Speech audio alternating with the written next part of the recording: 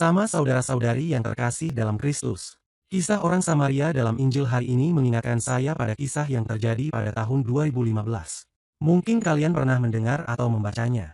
Pada penghujung tahun 2015, dunia dikejutkan setelah beberapa media internasional seperti Reuters, BBC dan Daily Mail, ramai-ramai memberitakan tentang sebuah berita yang menyayat nurani. Di kota Lima, Peru, berdiri sebuah tembok raksasa sepanjang 10 km dan setinggi 3 meter, lengkap dengan kawat berduri di puncaknya. Tembok ini bukan benteng pertahanan dari bahaya luar, melainkan pembatas yang kejam antara dua dunia, si kaya dan si miskin. Ia dijuluki Wall of Shame, karena dibangun untuk menjauhkan orang miskin dari kawasan orang kaya, seolah kemiskinan adalah penyakit yang harus dihindari. Dunia mengecam. Lembaga-lembaga kemanusiaan bersuara.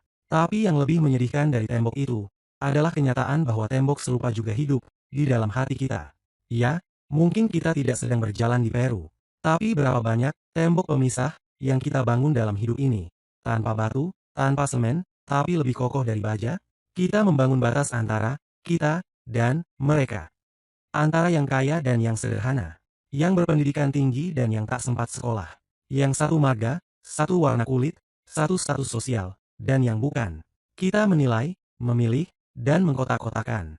Bahkan di tengah komunitas rohani atau di dalam gereja, ruang yang seharusnya menjadi rumah semua orang, kita masih sering menjadikan perbedaan sebagai alasan untuk menjaga jarak. Sebetulnya, ini bukan fenomena baru. Sejak dahulu, bangsa Israel sudah akrab dengan tembok-tembok semacam itu. Mereka memisahkan diri dari bangsa lain karena merasa diri sebagai umat pilihan. Orang Farisi dan Saduki, dua kelompok pemimpin agama, saling membenci. Golongan kaya tak bercampur dengan yang miskin. Yang terpelajar tak bergaul dengan rakyat jelata. Semuanya hidup dalam bayang-bayang batas, dan semuanya mengklaim bahwa mereka sedang hidup sesuai hukum Tuhan. Namun Yesus datang dan memporak-porandakan tembok itu.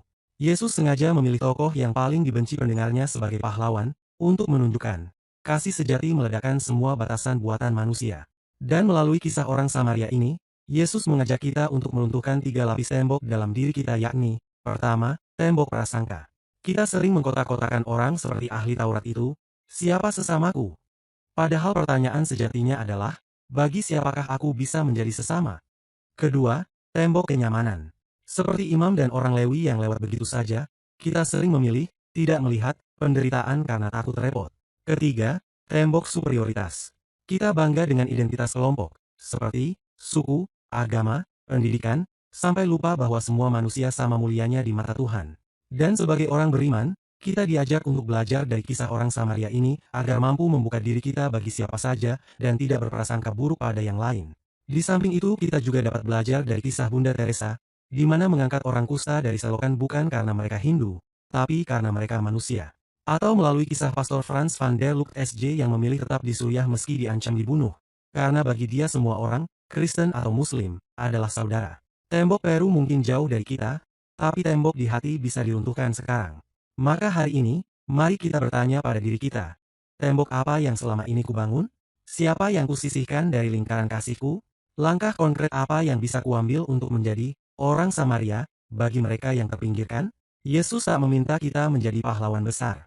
Dia hanya berbisik, pergilah, dan perbuatlah demikian. Mulailah dengan meruntuhkan satu batu tembok hari ini. Sebab seperti kata Bunda Teresa, kita tidak perlu melakukan hal-hal besar, hanya hal-hal kecil dengan cinta yang besar. Semoga bacaan Injil hari ini dapat menginspirasi aktivitas dan kegiatan kita hari ini. Jika video ini memberkati Anda, jangan lupa untuk like, subscribe, dan share.